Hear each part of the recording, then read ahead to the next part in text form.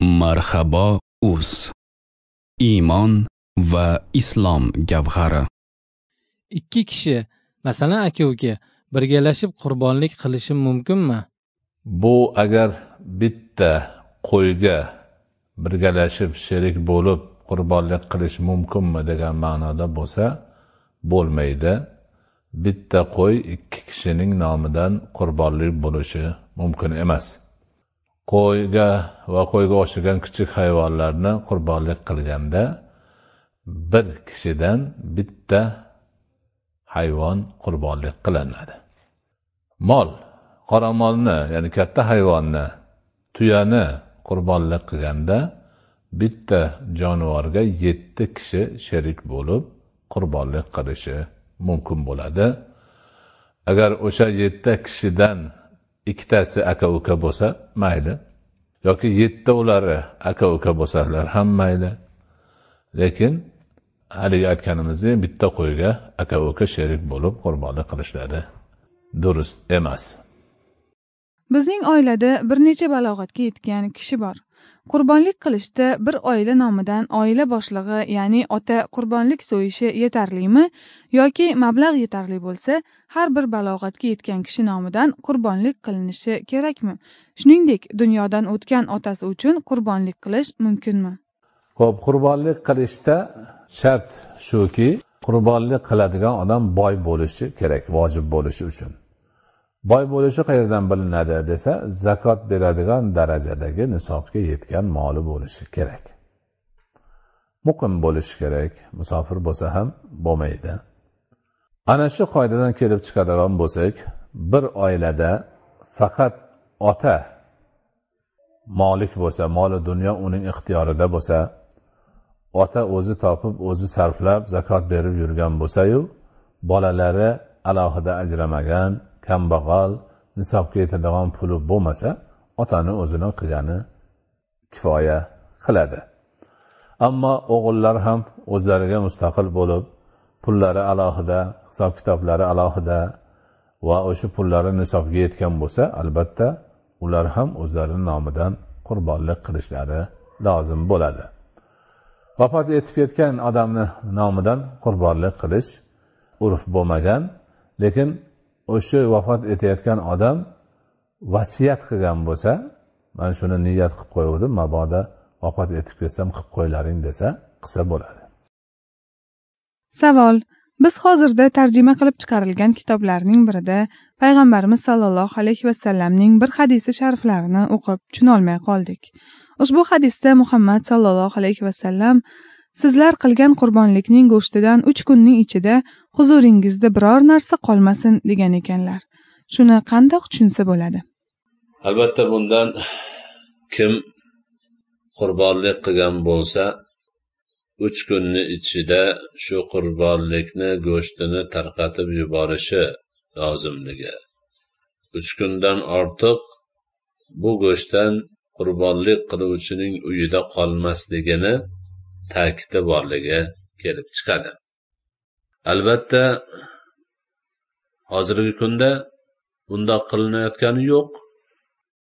Ana o'ylanishga olib keladigan, turli xayollarga olib boradigan ma'no shu yerda.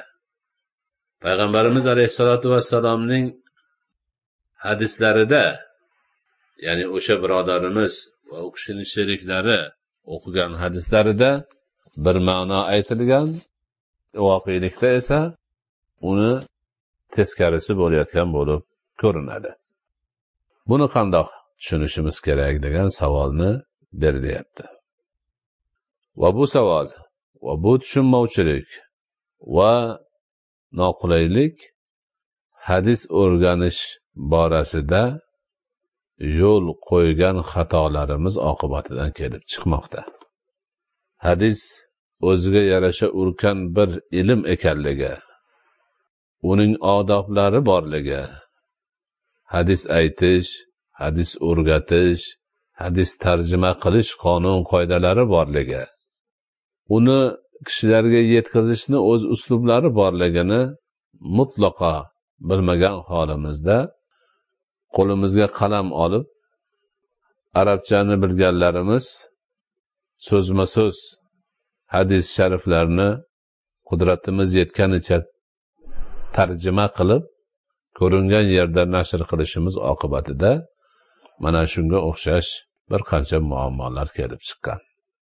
Albatta bu hadis payg'ambarimiz alayhisolatu vassalomning hadislari bor. Kitoblarda yozilgan. Lekin bu hadis mansux hadis deyiladi. Ya'ni hukmi nasx qilingan hadis. Hukmi nasx qilingan degani, ya'niki o'sha hadisdan kelib chiqadigan hukmga amal qilish qoldirilgan degan bo'ladi. Bu qandoq? Demak, hadis o'zi bor. Payg'ambarimiz alayhisolatu vassalomdan rivoyat qilingan, roviylari tekshirilgan va ilmiy omonat sifatida muhaddis ulamolarimiz o'z hadis kitoblariga kiritib qo'yganlar. Payg'ambarimiz alayhisolatu vassalomdan sodir bo'lgan hadis sifatida turishi kerak. Lekin uni amali haqida so'z yuritadigan bo'lsak, fuqaholarimiz bu hadis mansux hadis, ya'ni hukmiga amal qilish to'xtatilgan, qoldirilgan hadis deb aytganlar. Buning o'ziga yarasha sabablari bor.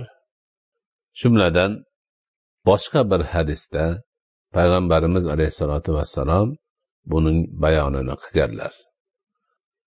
Men deydilar payg'ambarimiz alayhisolatu vassalom o'z hadislarida, albatta biz ma'nosini aytamiz.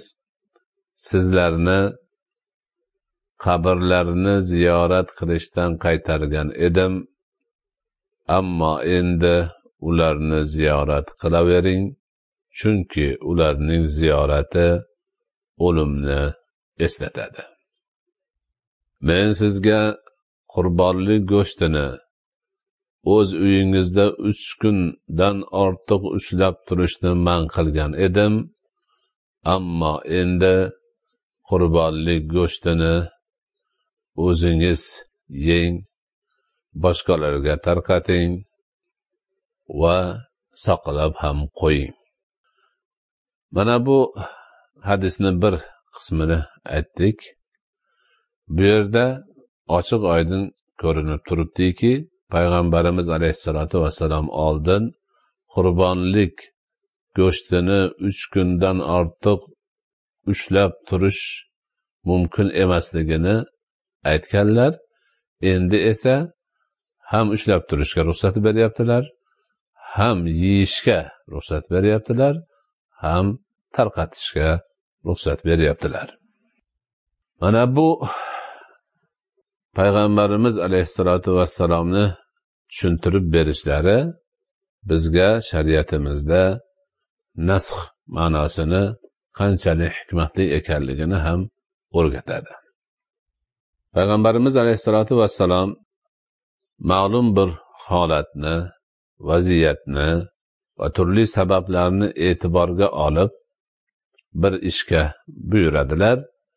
Keyin o'sha sabablar ketgandan keyin, holat o'zgargandan keyin, o'sha buyurilgan ishning o'shanda qilish hojati qolmagandan keyin uni nasx qilib o'rniga boshqa bir hukmni aytadilar.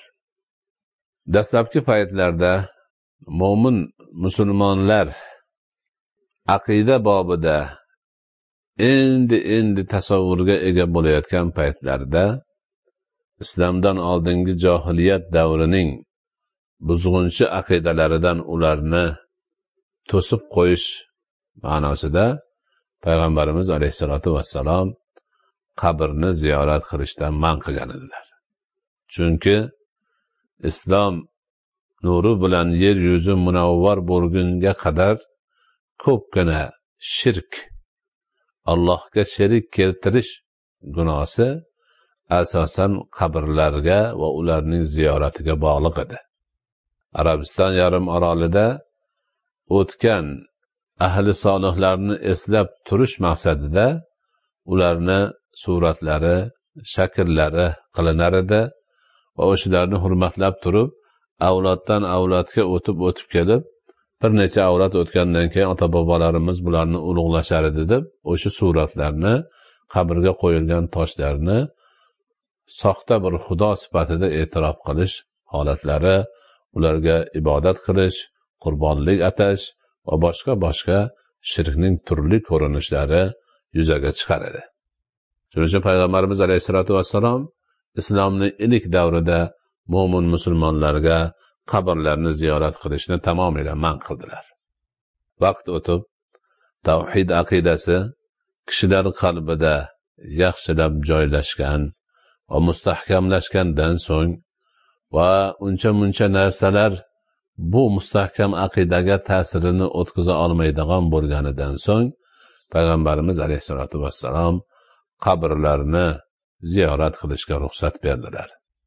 Ziyorat qilmaslik to'g'risidagi hukmni nasx qildilar va aytdilarki, endi qabrlarni ziyorat qilaveringlar, chunki ularning ziyorati o'limni eslatadi. Xuddi shuningdek, ma'lum bir vaqtda qurbonlik qilish joriy qilingan paytda mo'min musulmonlarning iqtisodiy holatlari og'ir bo'lganligi uchun ularni ko'pchiligi bir marta to'ysa ham katta bir xursandchilikka ega bo'ladigan holda bo'lganligi uchun qurbonlik qilishga qodir bo'lgan kishilarni qilgan qurbonliklarini 3 kundan ortiq o'z uylarida qoldirmaslik haqida payg'ambarimiz alayhisolatu vassalomning amrlari vorid bo'lgan edi. Unga musulmonlar ma'lum vaqt amal qildilar. So'ygan qurbonliklaridan 3 kundan ortiq uyda ushlab turmaslik uchun harakat qildilar. Keyin sharoit o'zgarib, mo'min musulmonlarning iqtisodiy holatlari yaxshilanib, ko'pchilik o'ziga to'q bo'lib qolgandan so'ng payg'ambarimiz alayhisolatu vassalom oldingi qurbonlikni 3 kundan ortiq ushlab turmaslik haqidagi hukmni nasx qildilar. Amalini bekor qildilar va uni o'rniga qurbonlik qilgan kishi qurbonligidan birovga berishni ham mumkinligi, o'zi yeyishi ham mumkinligi va saqlab qo'yishi ham mumkinligi to'g'risidagi hadisni aytdilar. Ana shunga amal qilib ulamolarimiz aytadilarki, qurbonlik qilgan odam qurbonlikning go'shtini 3 ga bo'ladi, bir qismini xayr sadaqa qiladi, bir qismini o'zi yeydi va bir qismini kelajak uchun saqlab qo'yadi deydilar. Mana shu bilan demak masala hal bo'ladi.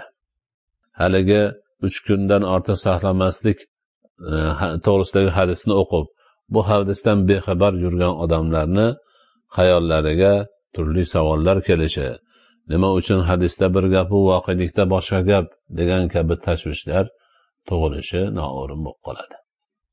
Mana shuning uchun demak biz xalqimizga dinimiz ta'limotlarini taqdim qilar ekanmiz.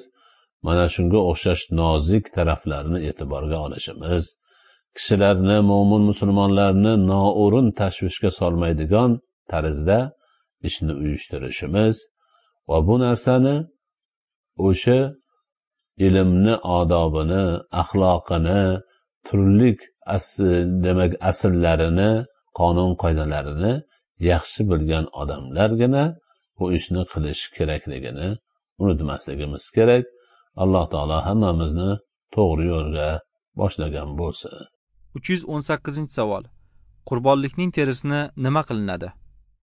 Qurbonlikning terisini sotib, miskin yoki tolibi ilmlarga shu paytgacha berar edim. Kuni kecha bir joyda qurbonlik ziyofatida o'tirib qolganimizda bir namozxon kishi qurbonlikning terisi sotilmaydi, balki o'zini berasiz, nima qilsa o'zi biladi dedi. Men esa uni qimmatroqqa sotib tolibi ilmlar yoki miskinlarning hojatini ko'proq chiqarish mumkin-ku dedim. U esa misol tariqasida nima uchun mahsining tagiga masx tortmasdan ustiga tortamiz va holanki tagi bilan yuramiz-ku. Shuning uchun tortishmang, terini miskinga berish kerakmi? Bo'ldi. U yog'i bilan ishingiz bo'lmasin dedi. Men o'zimga ishonar edim, ammo shuncha jamoat ichida u kishi bilan tortishmasdan indamay qo'ya qoldim. Dalil sifatida hech narsa keltira olmadim. Javob: Bismillahirrohmanirrohim. Sizga ixtilofdan qochganingiz uchun tashakkur. Mazkur odam noto'g'ri aytibdi. Bu haqda siz aytgan gap to'g'ri. Mashhur fiqh kitoblarimizdan Muxtasarul Viqoyada bu masalada quyidagilar aytilgan. Uning terisi sadaqa qilinadi yoki doimiy manfaatlanadigan anjom qilib olinadi. Po'stakmi, meshkobmi, xurjunmi yoki shunga o'xshash uyda doimiy foydalanib turadigan narsa qilib olish durust. Agar terini boshqa narsaga almashtirilsa yoki sotilsa, qiymati sadaqa qilinadi. Bu o'zi tushunarli. Vallohu a'lam. 38-bob So'yishlar bobi. 124-savol. Alloh yo'lida qurbonlik qilishda yoki zakot berishda qo'y, mol, tuya aytilganu nima uchun ot zikr qilinmagan? Javob. Bismillahirrohmanirrohim. Rasululloh sollallohu alayhi vasallamning va sahobalarning davrlarida otdan qurbonlik qilinmagan hamda ko'rsatmalar ham kelmagan. Shuningdek, biz bilgan kitoblarda ham otni qurbonlikka so'yish haqida ma'lumot ko'rmadik. Aksincha, qurbonlik haqida hukm an'am deb tayin qilingan. An'am deganda esa faqat tuya, qoramol, qo'y va echki tushuniladi. Ot bu toifaga kirmaydi. Ammo otdan zakot berish haqida gapirilgan. 90-savolning javobida bu haqida batafsil ma'lumot berganmiz. Vallohu a'lam. 317-savol. Zakot nisobiga qodir bo'lmagan odam qurbonlik qilishi mumkinmi? Hozircha zakot berishga qodir emasman, lekin Qurbon hayiti kuni Alloh uchun qurbonlik qilaman deb niyat qilgan bo'lsam va qurbonlik qilsam to'g'ri bo'ladimi? Bu savolni berayotganimning sababi, bir do'stimiz zakot berishga qodir bo'lmagan odam qurbonlik qilishi mumkin emas deb aytdi. Sizdan iltimos, shular haqida aniq bir ma'lumot bersangiz. Oldindan rahmat. Alloh rozi bo'lsin. Javob. Bismillahirrohmanirrohim. Qurbonlik qilishda ixtiyor o'zingizda bo'ladi. Zakot nisobiga qodir bo'lmasangiz ham qurbonlik qilishingiz mumkin. Ammo qurbonlikdan aslida kambag'allarni ta'minlash nazarda tutilganini ham unutmaslik lozim. Imom Kosoniyning ta'kidlashlaricha, zakot nisobiga qodir bo'lmagan odam agar qurbonlik qilsa, uning go'shtidan o'zi ham yeyishi mumkin. Chunki agar uning uchun ushbu qurbonlikni nazr deb qaraganimizda ham uning nazri so'yish bilan soqit bo'ladi. Vallohu a'lam.